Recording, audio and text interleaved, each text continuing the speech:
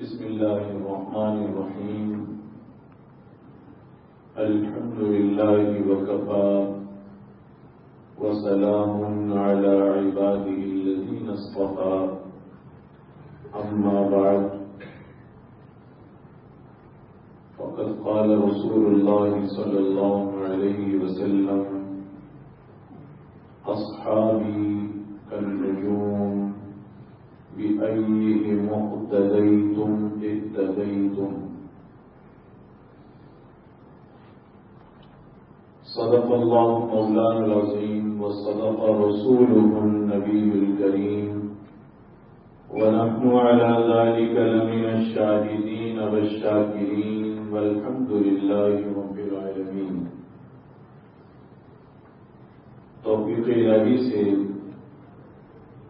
آج کی اس ہفتہ وار اصلاحی مجلس میں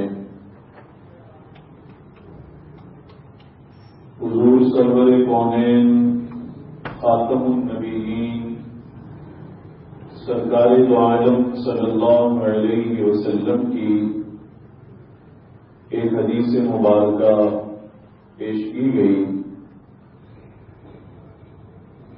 یہ حدیث مبارکہ آپ علیہ الصلاۃ والسلام کے اصحاب کرام کی فضیلت پر مشتمل ہے.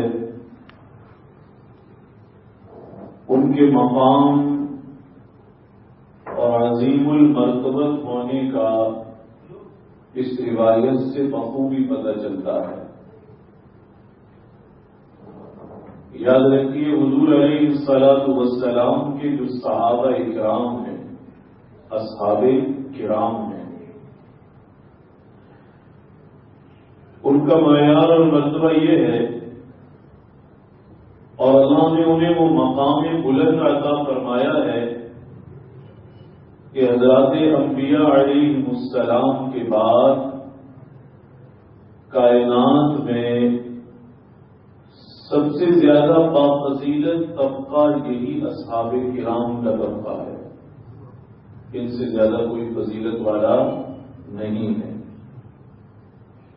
اور یہ معیار حق و صداقت ہے. دیکھیے، بعض والوں میں سے کسی کے بارے میں یہ دعویٰ نہیں کیا جا سکتا، یوں کہنا ٹھیک نہیں ہے کہ یہ صاحب معیار حق ہیں یا وہ صاحب معیار حق ہیں. نیکی کی گواہی دی جا سکتی ہے، لیکن کسی کا معیار حق ہونا یہ اللہ تعالیٰ نے نبیوں کے بعد اگر مرتبہ عطا فرمایا تو صحابہ اکرام کو عطا فرمایا. اسی لیے حضور ارشاد فرما رہے ہیں، میرے صحابہ نجوم ہدایت ہیں. اور ساتھ یہ بھی فرمایا بِأَيِّهِمْ اقْتَدَيْتُمْ اهْتَدَيْتُمْ. ان میں سے جس کا دامن تھام لوگے تم ہدایت پا جاؤ گے، تمہارا کام بن جائے گا. کوئی حضرت عبداللہ بن مسعود کے قول پر چلے تب بھی کامیاب، حضرت عمر کے قول پر چلے تب بھی کامیاب، ابن عباس کے قول کو لے تب بھی کامیاب. کسی بڑے صحابی کے ساتھ کھڑا ہو جائے، کسی چھوٹے صحابی کی بات کو لے لے، یہ نہیں ہو سکتا کہ صحابہ اکرام کو پکڑے اور کامیابی کی منزل تک نہ پہنچے. ایسا ہرگز نہیں ہو سکتا. انشاءاللہ کامیاب ہوگا اور اللہ اسے اعلیٰ کامیابی عطا فرمائیں گے، شاندار کامیابی اسے عطا فرمائیں گے. اسی لیے علماء نے لکھا ہے صحابہ چونکہ معیار حق ہیں اور ان کا معاملہ دین اسلام کے ساتھ بنیاد کا سا ہے کہ عمارت اگر بنیاد نہ ہو تو بن نہیں سکتی. بنیاد اگر منہدم کر دی جائے تو کھڑی نہیں رہ سکتی. مثلا کوئی پوری بلڈنگ بنائے اور اس کا بہترین نقشہ تیار کرائے اور مہمانوں اور مستریوں سے کہہ رہے نیچے زمین کے نیچے اتنا مٹیریل کھپانے کی کیا ضرورت ہے. بھائی یہیں اوپر ہی اوپر فرش سے کالم شروع کرو اور چھت تک لے جاؤ، 4 منزلیں 5 منزلیں بنا دو، یا تو عمارت کھڑی نہیں ہوگی، ورنہ کھڑی ہو بھی گئی تو ڈہ جائے گی، بنیاد نہیں ہے، فاؤنڈیشن نہیں ہے۔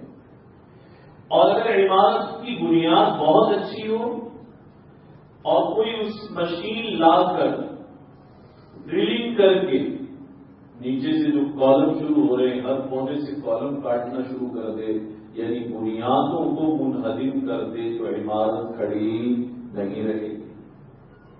جڑ میں اللہ نہ کرے کوئی کٹنگ شروع کر دے، بنیادیں کٹ جائیں تو عمارت دھڑام سے نیچے آ جائے گی، وجود اپنا برقرار نہیں رکھ سکے گی۔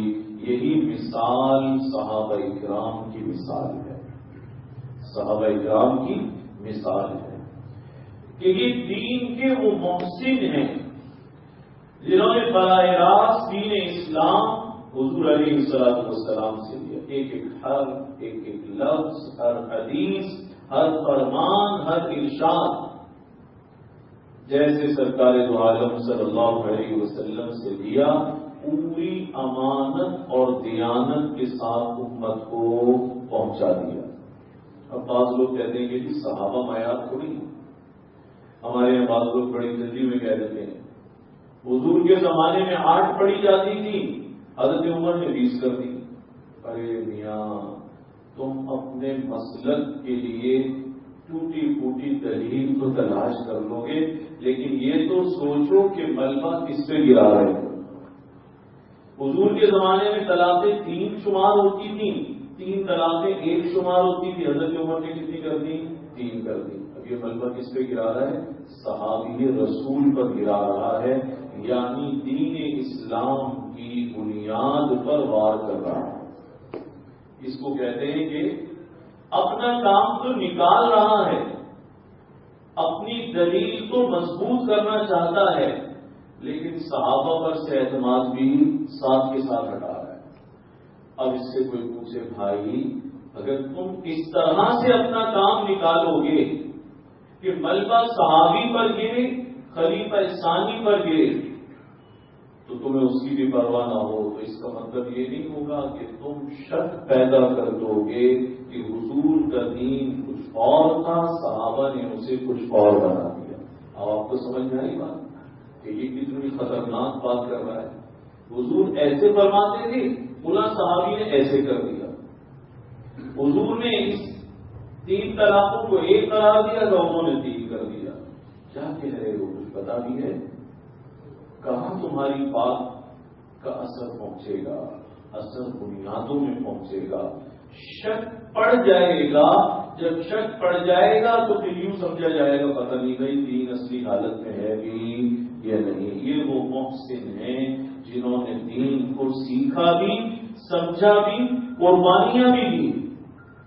کیسی قربانیاں دی؟ آپ سنتے رہتے ہیں، صحابی نے دوسرے سے کہا میں عیال دار ہوں، تم بھی عیال دار ہو، مزدوری کرنے والے، کھیتی باڑی کرنے والے، روز ہم نہیں جا سکتے، لیکن حضور کی کسی بات کو چھوڑ بھی نہیں سکتے، لہذا ایک دن میں محنت کروں گا، دونوں گھروں کا خرچہ چلائیں گے، اور تم اس دن فارغ رہو گے، سارا دن حضور کی خدمت میں موجود رہنا، اور جو باتیں اور تعلیمات تم سیکھو شام کو آ کر مجھے بھی سکھا دینا، جیسی اس ہفتے نے محنت کی۔ آج ہم اتنی محنت دین سیکھنے کے لیے تو چھوڑیے، نماز کے لیے بھی نہیں کر سکتے۔ یقین جانیے کہ بھائی آپ بیٹھے میں نماز پڑھ لوں، میں بیٹھوں آپ نماز پڑھ لیں، کہیں گے دونوں ہی بیٹھو بعد میں پڑھ لیں گے۔ یہی چل رہا ہے، یہی حالت چل رہی ہے۔ اس ہفتے نے بڑی قربانیاں دی ہیں خدا کی قسم، اور پھر دین اتنی خوبصورتی سے پہنچایا ہے، ایسے عالیشان انداز میں پہنچایا ہے صحابہ اکرام نے، حتیٰ کہ جو بات جیسی جس انداز، جس کیفیت اور جس منظر کے ساتھ دیکھی اسے یاد کیا، اسی انداز، اسی کیفیت، اسی منظر کے مطابق آگے پیش کر دیا۔ مثلا ہمارے یہاں ایک بڑا خوبصورت حصہ ہے احادیث مبارکہ میں جنہیں مسلسلات کہا جاتا ہے۔ کوئی مسلسل بھی افضل ید ہے کہ جب محدث حدیث بیان کرے گا ہاتھ پکڑ کر بیان کرے گا، کوئی بھی اکلی تمر ہے کھجور کھا کر، کوئی بھی صحت ہے مسکرا کر حدیث نقل کی جائے گی۔ 1450 سال ہونے کو آ رہے ہیں، یعنی 1444 ہجری چل رہی۔ اندازہ تو لگائیں دین کو ان حضرات نے حضور سے کتنی باریک بینی سے لیا، اور امت میں بھی سنبھالنے والوں نے کیسا سنبھالا۔ اب میں آپ کو بتاؤں مسلسلات کے معنی کے بعض لوگ کہتے ہیں کہ صحابہ کا کیا واسطہ دین سے؟ نہیں، صحابہ کا کوئی واسطہ نہیں ہے، لیکن 14ویں صدی میں 13 واسطہ ہے۔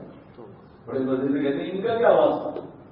ارے جو گھر کے مالک ہیں ان کا واسطہ نہیں ہے، اور تو ان کے ملازموں کے پیر میں اور جوتے میں لگنے والی خاک کے برابر بھی نہیں۔ اس لیے کہ جس نے صحابی کو حالت ایمان میں دیکھا وہ کیا بن گیا؟ تابعی بن گیا۔ یعنی صحابہ حضور کے بعد، نبیوں کے بعد سب سے اعلیٰ، اور صحابہ کے بعد سب سے اعلیٰ تابعین، جن کو دیکھنے سے بھی ایمان تازہ ہو جاتے تھے، ان کا کیا واسطہ؟ یہ قول تو صحابی کا قول ہے، یہ قول تو بلانے کا قول ہے۔ بڑے مزے سے اپنی جان چھڑانے کے لیے ایسی اچھی باتیں کرتے ہیں۔ ارے وہ حضرات جنہوں نے جو بات جیسے سنی اور سیکھی اور دیکھی اس کو لفظوں کو نقل نہیں کیا، حضور کے پورے انداز کو بھی نقل کر دیا۔ مثلا ایک حدیث میں حضور علیہ السلام نے صحابی سے بات فرمائی تو اسے مسافر کیا اور ہاتھ اپنے ہاتھ میں پکڑا۔ تو صحابی نے جب اپنے شاگرد کو سنائی تو مسافر کیا اور ہاتھ اپنے ہاتھ میں پکڑا۔ پھر بات تابعی نے تابعی سے لی حدیث تو ہاتھ میں پکڑا۔ آج تک محدثین وہ حدیث جب آگے نقل کرتے ہیں تو آج بھی استاد شاگرد کا ہاتھ میں لیتا ہے یا مسافر کرتا ہے اس سے۔ ایک روایت جس میں حضور نے صحابی کو کھجور کھلائی تو صحابی یہ بھی فرما سکتے کہ بھائی اللہ کے نبی نے یوں فرمایا اور ہمیں کھجور کھلا دی، نہیں ایسا نہیں کیا، بلکہ بات نقل بعد میں کی، جیسے حضور نے پہلے کھجور کھلائی تھی، کھجور کھلا کر وہ بات ویسے ہی سنائی جیسے حضور سے سنی۔ اس طبقے میں کوئی شک کر سکتا ہے؟ میرے استاد، میں نے براہ راست مدرسے میں تو نہیں پڑھا لیکن مسلسلات کی اجازت مجھے ان سے حاصل ہو گیا الحمدللہ۔ حضرت مولانا مفتی عبدالقادر صاحب مدینہ طیبہ میں ہوا کرتے تھے، 35-36 سال وہاں رہے، پاکستان آنے سے بہت ڈرتے تھے۔ پہلی صف میں بیٹھتے تھے کہ ہمارے حاجی رفیق صاحب آئے ہوں، ان کو پتا ہے بیٹھے حاجی رفیق صاحب بیٹھے ہیں، یاد ہے آپ کو مفتی عبدالقادر صاحب؟ ہاں یاد ہے۔ پہلی صف میں روضہ اقدس کے بالکل سامنے بیٹھتے تھے، وہی ملاقات ہوتی تھی۔ تو مجھے پتہ چلا کہ حضرت کے پاس وہ مسلسلات پر یہ روایات کی اجازت موجود ہے۔ میں نے بھی عرض کیا اور حضرت نے کہا ہاں بھائی میں بھی چاہتا تھا کہ آپ کو اجازت دوں۔ تو وہ چھوٹا سا رسالہ حضرت نے چھپایا ہوا تھا، وہ رسالہ حضرت نے شروع کیا، وہ حدیث جیسے ہاتھ پکڑنے میں، جیسے مسکرا کر، جس انداز سے جو بات مسلسل چلی آ رہی ہے اسی انداز سے، تو وہ حدیث پوری ہونے کی ایک روایت آ گئی، حالانکہ یہ کل پڑھیں گے، حالانکہ اس دن بھی ختم ہو سکتی تھی۔ اگلے دن گئے تو میں نے دیکھا کہ ان کے آگے شیخ محترم کے سامنے اللہ ان کے درجات بے حساب بلند فرمائے، جنت البقیع میں اس وقت موجود ہیں، ساکن بقیع ہیں۔ پاکستان آنے سے اس لیے ڈرتے تھے، ماتے تھے یہاں آؤں یہیں نہ رہ جاؤں، میرا انتقال نہ ہو جائے۔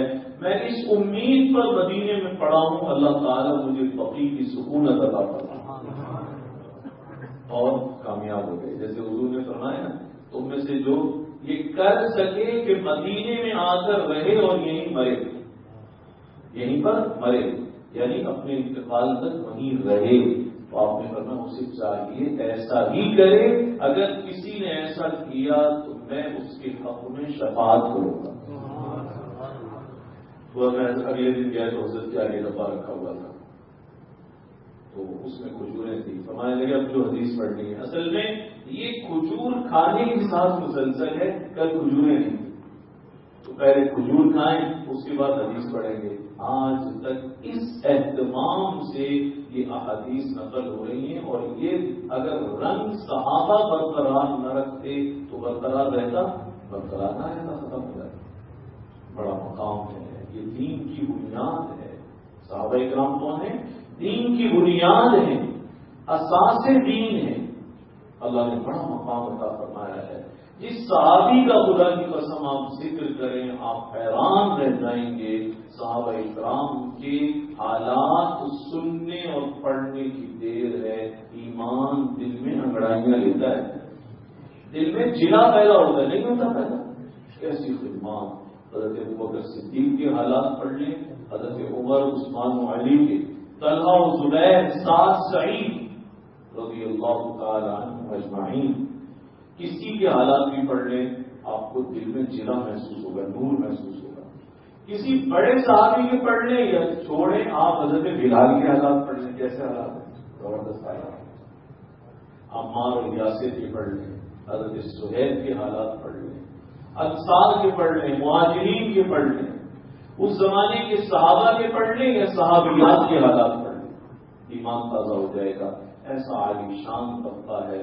انہی صحابہ کرام میں سے خلیفہ ثالث حضرت عثمان غنی رضی اللہ تعالیٰ بڑے پائے کے صحابی، ذو النورین، ذی البیعتین، ذی الہجرتین، بڑے اللہ نے اعزاز عطا فرمایا. حضور سے دوہری نسبت، حضور سے دوہری نسبت حضرت عثمان غنی کو. کیسے دوہری نسبت؟ کہ آپ کو ایک بیٹی دی حضرت رقیہ رضی اللہ تعالیٰ عنہ، آپ حضور کے ایک مرتبہ داماد بنے. آپ نے بیٹی سے پوچھا عثمان کو کیسا پایا؟ ہم بڑے شریف انسان ہیں. سبحان اللہ. بیٹی اگر شوہر کی تعریف کرے تو ماں باپ کا دل بڑا خوش ہوتا ہے، دل ٹھنڈا ہوتا ہے کہ ہاں جی داماد اچھا آدمی. حضور نے پوچھا کیسا پایا عثمان کو؟ کہا شرافت کے اعلیٰ معیار پر پایا، شرافت کے اعلیٰ معیار پر پایا. یہ بڑی بات ہوتی ہے. بیوی گواہی دے، ایسے تو بیویاں گواہی دیتی نہیں ہے زیادہ. مرزا مظہر جانے جانا رحمۃ اللہ علیہ بڑے اللہ والے، صاحب کشف و کرامت، تو بڑے اللہ والے تھے. بیوی بڑی چڑچڑی اور اوسیلی، مزاج کی بہت تیز. جو کہیں جاتا دروازے پر کھانا وانا لینے، کوئی بھائی حضرت نے کھانا منگایا ہے تو کہتے ابھی یہ حضرت ہے کوئی یہ کہاں سے حضرت آئے؟ تمہیں نہیں پتا، مجھے پتا ہے. تجھے ہی پتا تجھے ہی پتا ہوگا. ایک مرتبہ قدھاری مریض آ گیا حضرت نانوی رحمۃ اللہ نے لکھا ہے. وہ پٹھان آدمی افغان، ایک غلطی سے وہ کھانا لینے چلا گیا دروازے پر کھانا لینے چلا گیا. اس نے کہا کہ جی حضرت نے کھانا منگایا ہے. اس نے کوئی عزت سے جواب دیا کہ یہ حضرت نہیں ہے. یہ کس نے کہا حضرت ہے؟ اسے بڑا غصہ آیا. اس نے کہا ہم تمہیں مار دے گا، ہمارے حضرت کو ایسا یہ کیسے کہہ دیا تم نے؟ تو شیخ کو پتا چلا، انہوں نے واپس بلایا. ارے بھائی تو اس کی بات کا برا نہ مانا، اور اگر تجھے اپنے شیخ میں کوئی کمال نظر آتا ہے تو تیرے شیخ کا کوئی کمال نہیں ہے. ہاں اللہ نے اس کی تیز باتوں پر صبر کی وجہ سے مجھے کچھ عطا فرما دیا.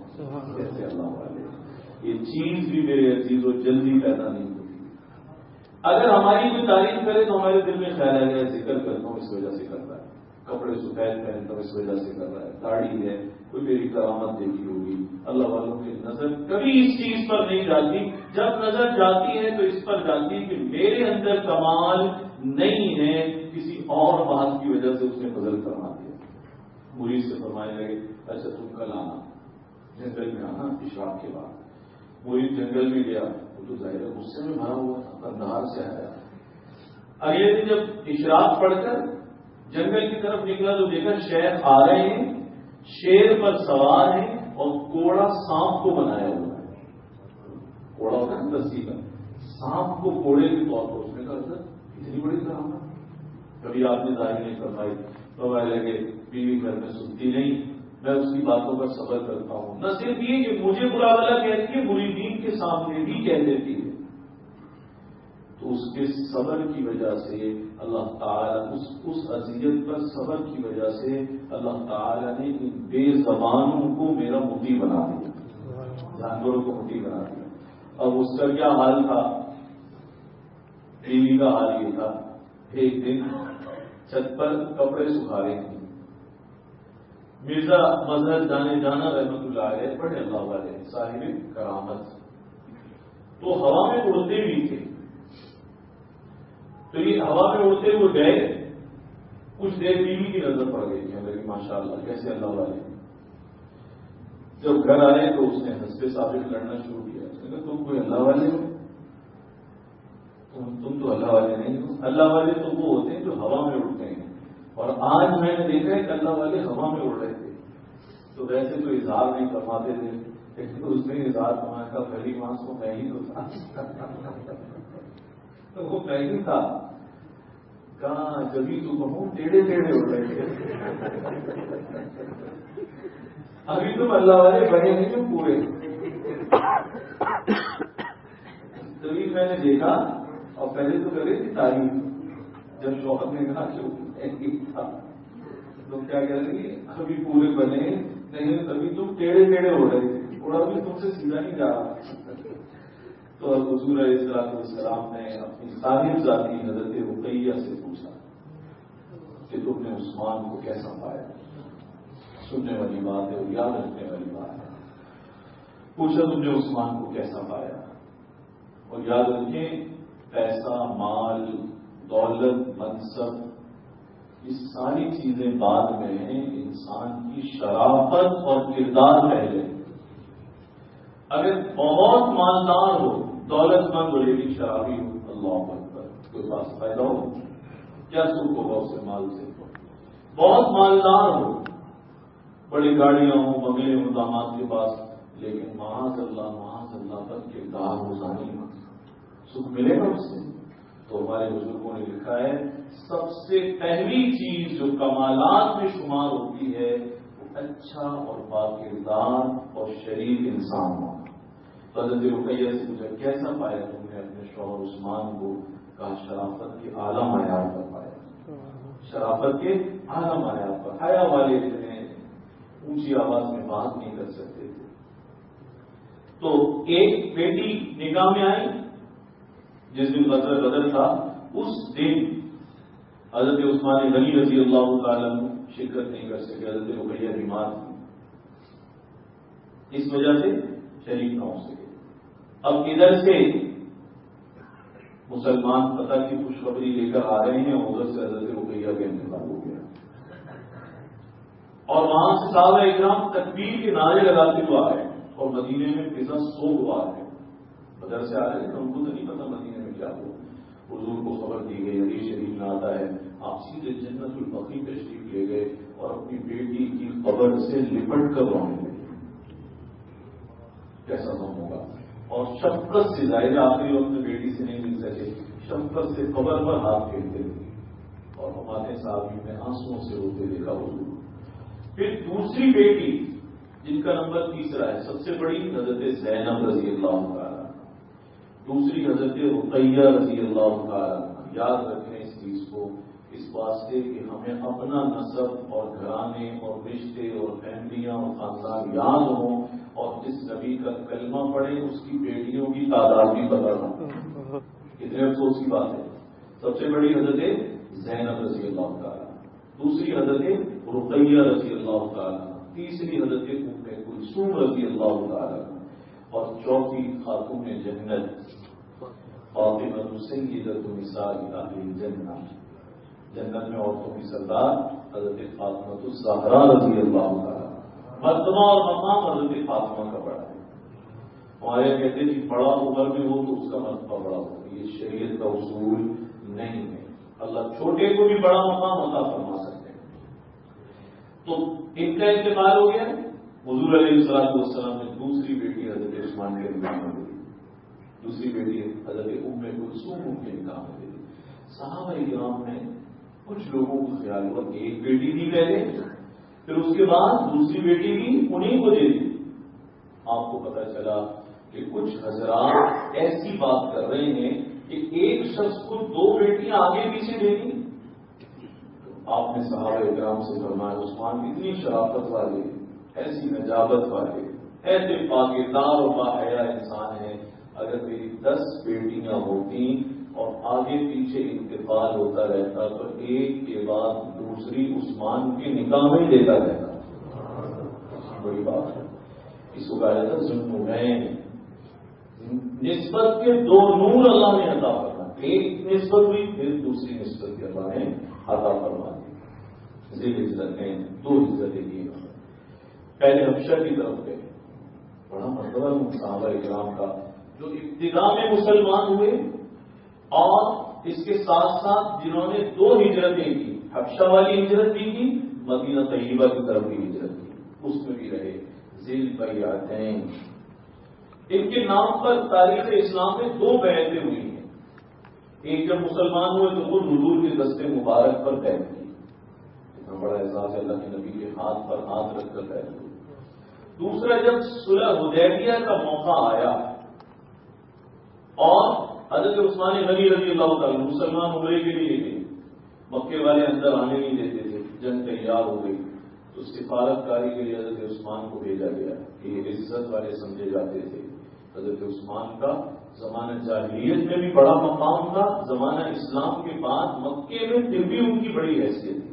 حضرت عثمان کو بھیج دو, ٹھنڈے انسان ہیں, تحمل سے بات کریں گے. یہ گئے.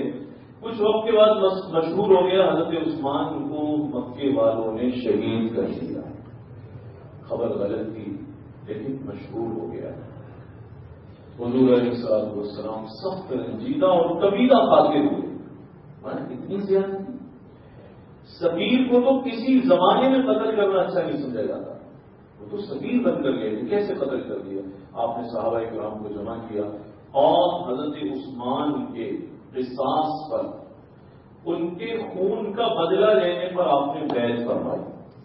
صحابہ کرام نے ہاتھ رکھے حضور کے ہاتھ پر اور حضرت عثمان غنی چونکہ موجود نہیں تھے, اللہ کے نبی نے ان کی جگہ اپنا دوسرا ہاتھ رکھا. کہا یہ میرا ہاتھ گویا کہ عثمان کا ہاتھ. کیسی فضیلت والی بات ہے. حضرت عثمان غنی رضی اللہ تعالیٰ عنہ وہ صحابی ہیں جنہوں نے پیغرے روما خرید کر دیا ہے. بڑی خدمات ہیں. دین اسلام پر بڑا پیسہ اس شخص نے خرچ کیا ہے. غلاموں کو آزاد کرنا, غریبوں کی کفالت کرنا, مساکین کو کھلانا, بھوکوں کو کھلانا, ننگوں کو پہنانا ان کا پسندیدہ مشغلہ تھا. اور کام بھی ایسے کرتے تھے چھپ کر اللہ کی رضا کے لیے. چھپ کر بھی پتہ بھی نہیں چلتا عثمان کہاں خرچ کر رہے ہیں. مدینے میں مسلمان ہیں, پینے کا میٹھا پانی نہیں. بڑی پریشانی ہو گئی. آپ سوچیں اگر کسی علاقے میں انسان رہائش اختیار کرے, بہترین گھر بنوائے, کچھ دن بعد معلوم ہو پینے کا پانی یہاں تو نہیں. میں نے خود اپنی آنکھوں سے اس وجہ سے لوگوں کو علاقہ چھوڑتے دیکھا ہے. ایسا ہے یا نہیں؟ تو کہتے بھائی کب تک گزارا کریں گے, کہاں سے پانی لائیں گے, دوسرے علاقوں میں چلے جاتے ہیں. مسلمان پریشان ہو گئے, ہجرت کر کے آئے ہیں, میٹھا پانی نہیں, کیسے گزارا ہوگا. اور ایک ہی کنواں ہے وہ یہودی کا ہے اور وہ ظالم تھوڑا تھوڑا پانی پیسوں سے بیچتا ہے. اب انسان بھی پریشان, جانور بھی پریشان. اس کی یہودی کی وجہ سے خود یہودی اور نصرانی بھی پریشان تھے, مسلمان بھی پریشان تھے. حضور نے فرمایا جو مسلمانوں کے لیے پانی کا انتظام کرے گا میں اس کے لیے جنت کی ضمانت لیتا ہوں. حضرت عثمان اٹھ کر یہودی کے پاس گئے. کا کنواں بیچو گے؟ اس نے کہا جو بیچیں گے کنواں, اس سے تو ہماری بڑی آمدنی ہے, اس سے تو ہماری بڑی آمدنی ہے. آپ نے فرمایا سوچ لو. اور پھر آپ نے اس کے سامنے ایک پیشکش کی. ایسا کرتے ہیں آدھا کنواں تم مجھے بیچ دو, آدھا میرا, آدھا تمہارا. ایک دن میں استعمال کروں گا اس میں سے پانی. وہ سمجھا کہ ایک دن یہ بیچیں گے. اسے نہیں پتا تھا کہ عثمان کنواں نہیں خرید رہے, عثمان کو جنت کا سودا کر رہے. تو کہا کہ ایسا کر دو, آدھا تو بیچ دو, آدھا تمہارا, آدھا میرا. اور روایت سے پتہ چلتا ہے اس نے آدھے کی قیمت بھی دوگنے کے برابر کی. راضی تو ہو گیا. اس کا خیال تھا کہ یہ ایک دن یہ پانی بیچیں گے, اگلے دن ہم بیچیں گے. حضرت عثمان غنی رضی اللہ تعالیٰ نے اعلان کرا دیا حضور کے ذریعے, مسلمان, یہودی, نصرانی, انسان, جانور جس کے لیے پانی چاہیے اس کنویں سے عثمان کے دل لے جا سکتے ہو اور بغیر کسی قیمت اور قیمت کے مفت لے جا سکتے ہو. اب سب کے سب مدینے والے پانی پینے بھی لگے, بھرنے بھی لگے, لے جانے بھی لگے. حضرت عثمان غنی کے دن جب یہودی آتا تو اس دن سے مکھیاں آتی ہیں اس کے پاس, اب تو زیادہ دھندہ ہی بند ہو گیا، کوئی بھی آدھا لینے کے لیے، تو اس نے کہا بھائی آدھا بھی بیچ دو، یہ آدھا بھی بیچ دو، کیا رکھا ہے اس کے اندر؟ حضرت عثمان غنی سے کہا کہ آپ پھر لے لیں، بعض روایات سے پتہ چلتا ہے اس نے پھر اتنی قیمت لی جتنی پہلے آدھے کی ہوئی، یعنی ایک کنواں اتنی قیمت میں عثمان غنی نے خریدا جتنی قیمت میں اس جیسے کئی کنویں خریدے جا سکتے تھے، اور اللہ نے نبی کی خدمت میں پیش کر دیا، یا رسول اللہ یہ سب مدینے والوں کے لیے آپ نے بشارت دی، کوئی جنت میں جائے یا نہ جائے عثمان جنت میں ضرور جائے گا، عثمان جنت میں ضرور جائے گا۔ بعض لوگ صحابہ اکرام کے بارے میں زبانیں کھولتے ہیں، عجیب و غریب باتیں کرتے ہیں، انہیں معلوم نہیں ہے کہ تم چاند پر تھوکنے کی کوشش کر رہے ہو، اور چاند پر تو آدمی آسانی سے نہیں پہنچ سکتا، یہ تھوک تو سیدھا چہرے پر ہی آئے گا، بھائی وہ تو نجوم ہدایت ہے، چمکتے روشن ستارے ہیں، وہاں تھوک پہنچے گا، اس کا مطلب یہ ہے تھوک اس کے ہی چہرے پر آئے گا۔ حضرت عثمان غنی نے غزوہ تبوک کے موقع پر اتنا مال دیا، سینکڑوں سواریاں، گھوڑے، اونٹ، ہتھیار، اور اتنے سارے دراہیم اور دینار سونے چاندی کے چمکتے سکے حضور کی خدمت میں پیش کیے۔ آپ خوشی سے سکوں کو پلٹتے جاتے تھے ہاتھ میں، ان کی چمک دیکھتے تھے اور خوش ہوتے تھے، اور آپ نے عجیب بات فرمائی، آپ نے فرمایا اب تو عثمان تو کچھ بھی کر جنت میں ضرور جائے گا، کچھ بھی کر لے، کیسا عمل ہو تو جنت میں ضرور جائے گا۔ یہ چھوٹی بات ہے، کتنی بڑی بات ہے، کیسی عظیم بشارت ہے۔ حضرت عثمان غنی رضی اللہ تعالیٰ کو مرتبہ بہت بڑا 18 ذوالحج یوم شہادت ہے، محرم آتا ہے، حضرت عمر رضی اللہ تعالیٰ عنہ کی شہادت کے ایام آتے ہیں، حضرت حسین رضی اللہ تعالیٰ عنہ کی شہادت کے ایام آتے ہیں، ان کی پیاس کا ذکر آتا ہے۔ آپ کو معلوم ہے جس نے مدینے والوں کو سیراب کیا 40 دن اس گھر میں پانی نہیں آنے دیا گیا، کیسے زندہ رہے اللہ جانتا ہے۔ یہ وہ ہیں جو جامع القرآن ہیں، جنہوں نے قرآن جمع کیا حضرت عثمان نے۔ یہ جو موجودہ ترتیب ہے جسے مصحف عثمانی کہا جاتا ہے، اس ترتیب سے قرآن مجید کو ترتیب دینے کا جو کام ہے وہ حضرت عثمان غنی رضی اللہ تعالیٰ کا کام آسان کر دیا۔ تو خیر بلوائی آئے، فتنہ و فساد کرنے والے آئے، اور انہوں نے مدینے میں حضرت عثمان غنی رضی اللہ تعالیٰ عنہ پر حملہ کر دیا گھر پر۔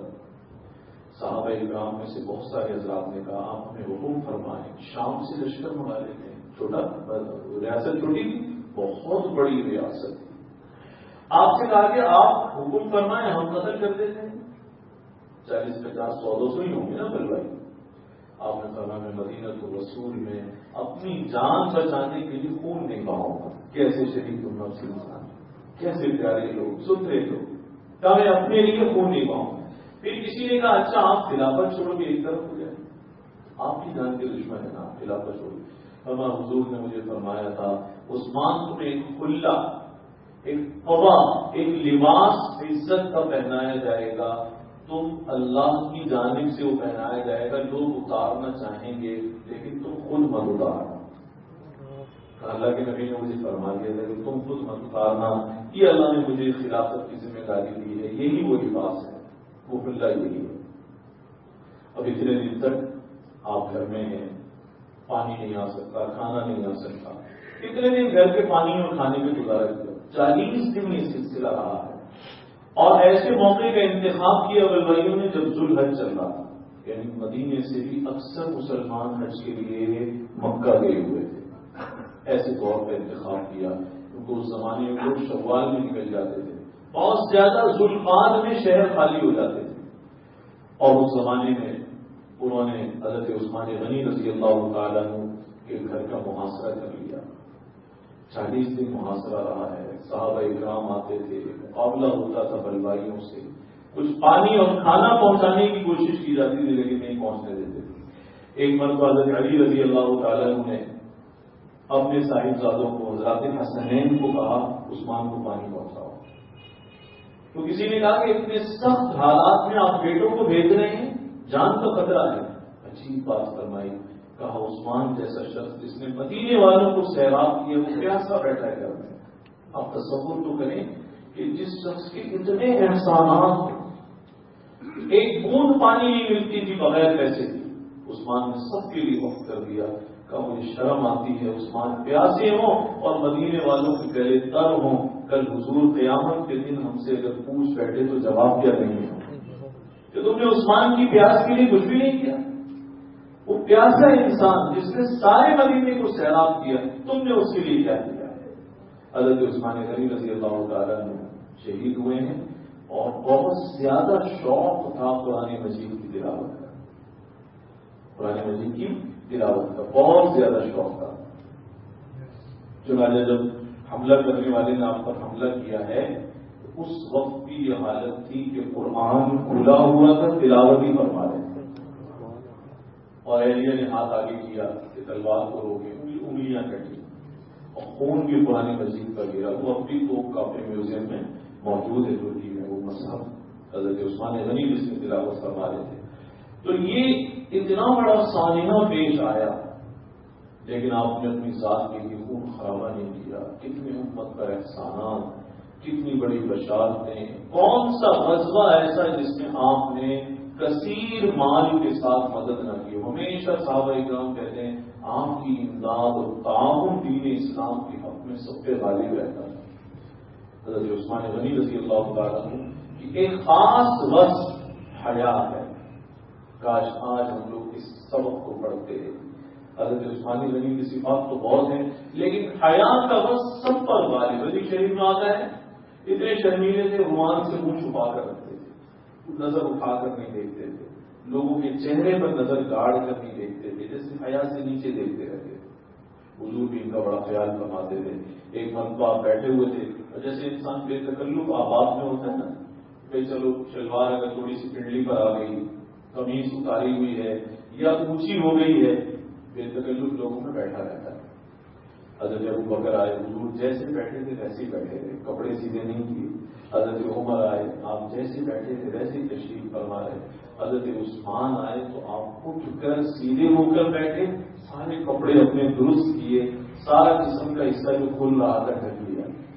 تو کسی نے بعد میں پوچھا ابو بکر آئے تو آپ نے ایسا نہیں کیا، عمر آئے تو ایسا نہیں، عثمان آئے تو آپ نے اتنا اہتمام کیا، ساری چیزیں درست کی، جسم کو ڈھانکا، کپڑے صحیح کیے. اس کی کیا وجہ ہے؟ عثمان بڑے حیا والے ہیں اور مجھے بھی ان سے حیا آتی ہے، اور عثمان سے تو فرشتے بھی حیا کرتے ہیں. آج یہ حیا کا باب پڑھنے والا ہے. حرام تعلقات کی کثرت، نظر ڈالنا تو چھوڑیے، آج کل تو خیانتوں کا بازار گرم ہے. یہ خیال نہیں آتا، نہ محرم سے بات چیت کا فتنہ عام، چھپ کر تعلق رکھنا عام، فرینڈ شپ کا نام دے کر حرام کاری نہ عام. یہ سب چیزیں کیوں آ رہی ہیں؟ حیا ہمارے اندر سے نکل رہی ہے، حیا کے جنازے نکل رہے ہیں. اس پر بات کرنے والے بھی ختم ہوتے جا رہے ہیں. اب تو بعض لوگ کہتے ہیں بد نظری تو بچ ہی نہیں سکتے، پتہ نہیں پرانے لوگ ہیں ابھی تک اس پر بات کر رہے ہیں. ہاں بھائی، ہمارے دماغ کو پرانے ہی سمجھ لیں، بڑوں نے اس کھوپڑی میں 2-4 باتیں ڈالنی اس طرح. لگتا ہے کہ یہ موضوع بھی کچھ زمانے میں ختم ہی نہ ہو جائے. ہر حرام کاری کو لوگ حلال کر رہے ہیں. کاش حضرت عثمان کی سیرت پڑھتے اور اس میں سے حیا کو لیتے. حضور نے کیا فرمایا؟ یہ حیا دین اسلام کا خاص وصف ہے. ایک روایت میں آتا آپ نے فرمایا حیا اور ایمان لازم و ملزوم ہے، ایک آئے گا تو دوسرا ضرور آئے گا. اگر ایمان والا ہے تو حیا والا ہے، اگر حیا والا ہے تو ایمان بھی موجود. اور آپ نے اگلی بات بڑی خطرناک فرمائی، غور سے سنیے، دل میں بٹھائیے. آپ نے فرمایا ان میں سے ایک جائے گا تو دوسرا بھی چلا جائے گا. اگر کوئی بے حیا اور بے شرم ہو رہا ہے، آج کل ماں باپ خوش ہوتے ہیں، اوہ میرا بچہ کتنا بولڈ ہے، کتنا کانفیڈنٹ ہے. کانفیڈنٹ نہیں ہے، صاحب اسے آپ حیا کے راستے پر ڈالیں، کل یہ کانفیڈنٹ آپ کے گلے کی رسی بن جائے گا.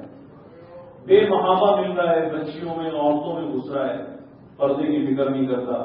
آج کل ماں باپ کے دماغ میں بھی پتہ نہیں پتھر پڑ گئے، عقلیں خراب ہو گئی ہیں. بعض گھروں سے اطلاع آتی ہے کوئی بچہ یا بچی تہجد پڑھنے لگے تو گھر کے بڑے سر جوڑتے ہیں کہ زیادہ دین کی طرف آ گئے تو اس کا رشتہ کیسے ہوگا؟ ارے مرو تم قبروں میں جاؤ تمہاری وجہ سے نسلوں میں ایمان نہیں آ رہا. ایسی بیکار سوچ رکھتے ہیں.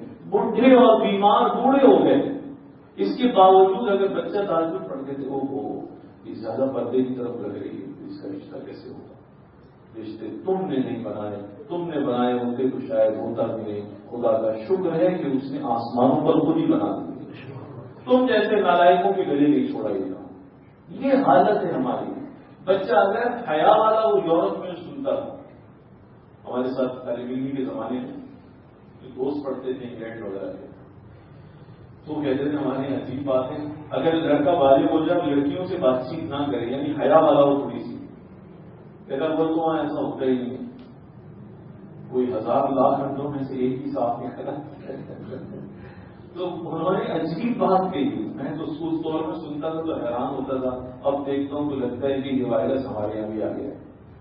وہ ہمارے دوست ہمیں سنایا کرتے تھے, کہتے تھے وہاں اتنی بری حالت ہے کہ اگر کوئی اس طرح سے بے محابہ نہ ملے اور سارے کام غلط نہ کرے اور جو ہے وہ تعلقات حرام نہ رکھے یا لڑکیوں سے ملنے میں شرمائے, تو اسے اس کے پاس سائیکٹرسٹ کے پاس لے کے جاتے ہیں, اس کا چیک اپ تو کرو, اس کا کہیں سافٹ ویئر تو کرا, کوئی اس کے اندر کوئی فنی خرابی تو نہیں ہے. ایسا عجیب حال. آج ہمارے یہاں کی جو دیسی انگریز ہیں بات کرانے, یہ بھی ایسی ہو گئی, یہ بھی ایسی ہو گئی ماشاء اللہ. اگر بچہ نماز پڑھ رہا ہے, حیا والا ہے, داڑھی رکھ لی, ماں کے پیٹ میں مروڑے, اوہ میرا بچہ کس راستے پر جا رہا ہے, بیوی جس راستے پر جا رہا ہے, اگر اس پر رہا تو انشاءاللہ قبر تک تجھے راحت ملے گی. اور اگر تو نے اپنی بدنصیبی سے اس کو نیکی کے راستے سے ہٹا دیا, دنیا بھی اللہ انشاءاللہ تیری جہنم بنائے گا, قبر بھی جہنم بنے گی. کیسی مائیں ہیں, اللہ اکبر, حیا نہیں قبول کر رہی, پردے کو ہضم نہیں کر رہی. ماں باپ کیسے ہو گئے, اللہ اکبر. حضرت عثمان غنی کی زندگی میں سے سب سے بڑا سبب, سب سے خوبصورت سبب, سب سے عالیشان سبب اور ایسا سبب جو آج جس کے سننے کی اور جسے عمل میں لانے کی سب سے زیادہ ضرورت ہے, وہ سبب کون سا؟ اصدقهم حیاء عثمان. اس صحابہ کرام میں بلکہ علماء نے لکھا ہے حضور کے بعد ساری امت میں عثمان سے زیادہ باحیا کوئی بھی نہیں آئے گا. جمعے کے خطبے میں حضرت عثمان کی حیا کا ذکر سنتے ہیں نا, تو اس سے زیادہ حیا کے معاملے میں کوئی آگے نہیں ہو سکتا. کاش اس سبق کو ہم پڑھیں, بے حیائی, بے غیرتی کو, اختلاط کو, اور ساری بے احتیاطی اور بد کرداری کو کانفیڈنٹ کا نام دے دے. معاف کرے کیسا کیسا کانفیڈنٹ, کیسی بات کر رہا ہے, کیسے ہر جگہ جا رہا ہے. ہاں صاحب جانے تو دو اس کو آپ ہر جگہ, اس کے بعد یہ ہر جگہ جائے گا لیکن تمہارے ہاتھ انشاءاللہ نہیں آئے گا. ایسی ہوتا ہے نا, پھر جب چڑیا اڑ گئی تو اڑ گئی. اب اس کے بعد پھر وہ ہمارے مولویوں کے پاس ہی آتے ہیں ماشاءاللہ گھومتے کرتے. جب بچہ ہاتھ سے نکل گیا, بعض بیویوں کو بہت شوق ہوتا ہے, میرے لیے جینس کو ہی پہنتے. میں تو دل میں کہتا ہوں پہنا اس کو, پہنا جینس ایسے پہناؤ جینس. کہتی ہو یہ داڑھی رکھی ہے انہوں نے, یہ ایج ہے ان کی داڑھی رکھنے کی. ارے تجھے کیا معلوم, داڑھی مرد کی زینت اور حسن ہے. ایک تو عمر ہے کہ خود بھی جوان ہو اور داڑھی بھی اس کی کالی ہو, خوبصورت ہو. اب وہ کہتے ہیں نہیں جی نہیں, یہ پتہ نہیں کس راستے پر ہے, یہ ایسے نہیں اچھا لگتا, ویسے نہیں اچھا لگتا. اب اس کو دوسرے راستے گھر والے اور بیویاں دکھاتی ہیں. ایسا ہے یا نہیں, کہتے یہ اچھا نہیں لگتا, اچھا نہیں لگتا.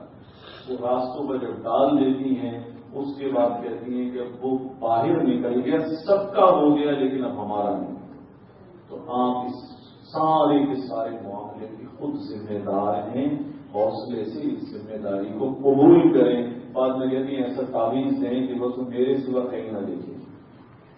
ایسا تعویذ تو ماننا کہ اپنے پاس بھی نہیں ہے بھائی. اب یہی کہتی ہیں, میں آپ سے یہی صحیح لفظ کہہ رہا ہوں. ہم فائدہ کہتی ہیں کہ بس ایسا دیں کہ شوہر گھر پہ توجہ دے, واپس آ جائے اور ادھر دیکھے آوارہ ہو رہا ہے, ادھر جاتا ہے ادھر جاتا ہے.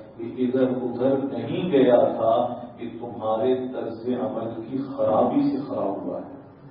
نیکی کی قدر نہیں کرتی, حیا کی بہت قدر کریں. حدیث شریف میں آتا ہے حضور علیہ الصلوۃ والسلام سے ایک بھائی نے اپنے بھائی کی شکایت کی. سنیے گا یہ آخری بات ہے. بھائی نے بھائی کی شکایت کی کہ یہ زیادہ ہی شرمیلا ہے، حیا بہت ہے اس کے اندر. تو یعنی یہ ظاہر کیا کہ اتنی حیا کے ساتھ زندگی کے کام کیسے چلیں گے. آج کل ہوتا ہے نا جو شرمیلا بچہ ہوتا ہے خاندان کہتے ہیں یہ کیا کرے گا. حالانکہ بھائی اللہ نے جس سے کوئی کام لینا ہے اللہ اس سے لیں گے. حضرت عثمان اتنی حیا والے تھے، کیا پیسے والے نہیں تھے، غنی تھے. غنی عثمان غنی. حیا والا کیا کماتا نہیں ہے؟ ہاں کماتا ہے. حیا ہوگی تو حلال کا فکر کرے گا انشاءاللہ. تو انہوں نے کہا میرا بھائی زیادہ حیا والا ہے، شبیرہ ہے. وہ سمجھے کہ حضور سمجھائیں گے کہ بھائی اتنی حیا کی کیا ضرورت ہے. لیکن حضور نے ایسا کچھ بھی نہیں فرمایا. آپ نے فرمایا حیا تو سوائے خیر کے اور کچھ بھی نہیں لاتی. حیا سے جب آئے گی خیر ہی آئے گی. اس لیے بچوں کو بے حیا نہ بننے دیں، بے محابہ پردے سے نہ ہٹائیں، بد کرداری کی طرف آپ نہ ہانکیں، اپنے ہاتھوں سے ہانکتے ہیں. میں تو جو بڑا حیران ہوتا ہوں کہ بڑے بوڑھوں کو دیکھتا ہوں نا، بچے کی نماز اور داڑھی اور دینداری اور پردے سے ان کو پریشانی شروع ہوتی ہے. اب میں دیکھتا ہوں کہ یہ سیدھا جنت میں جانا خود بھی نہیں چاہتا. یہ خود اپنے گھر اور ماحول کو خراب کرنے میں کھلا ہوا ہے. جب ایک مرتبہ یہ بچہ یا بچی ان کے ہاتھ سے نکل جائے گا، اب اس کے بعد ساری زندگی یہ فیصلے بدلیں گے پریشانی سے. اب پڑھتے رہیں گے، اب واپس آ جائے، اب واپس آ جائے. خدا کے لیے قدر کیجیے. حیا دین اسلام کا وہ وصف ہے.